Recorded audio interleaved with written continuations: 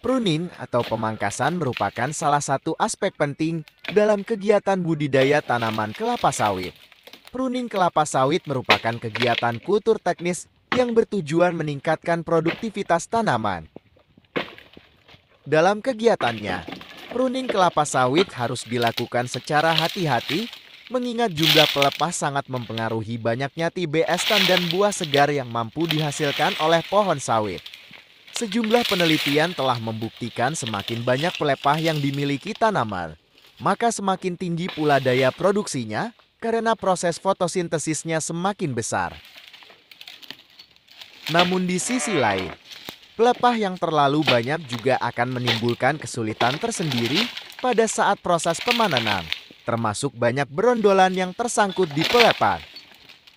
Sedangkan apabila jumlah pelepahnya terlalu sedikit, maka jumlah bunga jantan yang dimiliki oleh pohon sawit tersebut malah akan semakin meningkat. Idealnya, jumlah pelepah yang dimiliki oleh pohon sawit muda yaitu 48-56 pelepah serta 40-48 pelepah pada pohon sawit tua. Berikut cara pruning kelapa sawit yang perlu diketahui agar produktivitas meningkat. 1. Pruning sanitasi. Pruning sanitasi dikerjakan guna membersihkan tanaman kelapa sawit dari pelepah-pelepah yang mengganggu dan menjaga tingkat keseimbangannya. Waktu pengerjaan pemangkasan ini bertepatan dengan saat melakukan kastrasi, yakni ketika tanaman sudah berusia sekitar 17-19 bulan. 2. Pruning pertama. Umumnya pemangkasan pertama dilakukan sebelum proses pemanenan yang pertama kali dilaksanakan. Caranya adalah membuang seluruh pelepah yang terletak di bawah TBS yang posisinya paling rendah, sehingga pertumbuhan TBS akan lebih optimal. 3. Pruning usia 4 tahun. 4 tahun setelah pemangkasan pertama, tanaman kelapa sawit harus dipangkas lagi. Umumnya pada umur segini pohon sawit sudah memiliki pelepah dalam jumlah yang cukup banyak. Adapun metode pemangkasannya harus dilakukan melalui 2 tahap. Pertama, membuang 4 lingkaran pelepah apabila tanaman memiliki 8 lingkaran pelepah. Selanjutnya pada 2-3 bulan kemudian, 4 lingkaran pelepah sisanya tadi dibuang asalkan hanya sampai pada 2 pelepah di bawah TBS yang matang. 5. Pruning 5-7 tahun. Kelapa sawit yang telah berusia 5 hingga 7 tahun perlu dipangkas secara berkala setiap setahun sekali. Caranya dengan membuang semua pelepah yang berada sampai 2 pelepah di bawah TBS yang masak.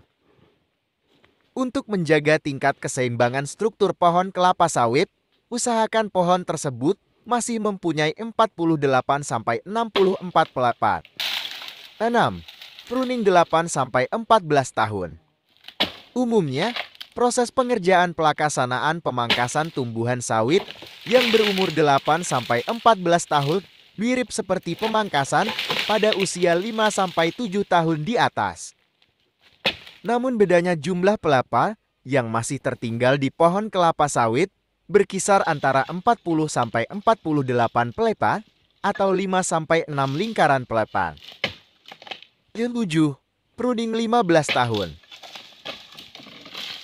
Kegiatan pruning kelapa sawit yang dilakukan pada usia 15 tahun masih sama seperti yang dilakukan pada usia 8-14 tahun.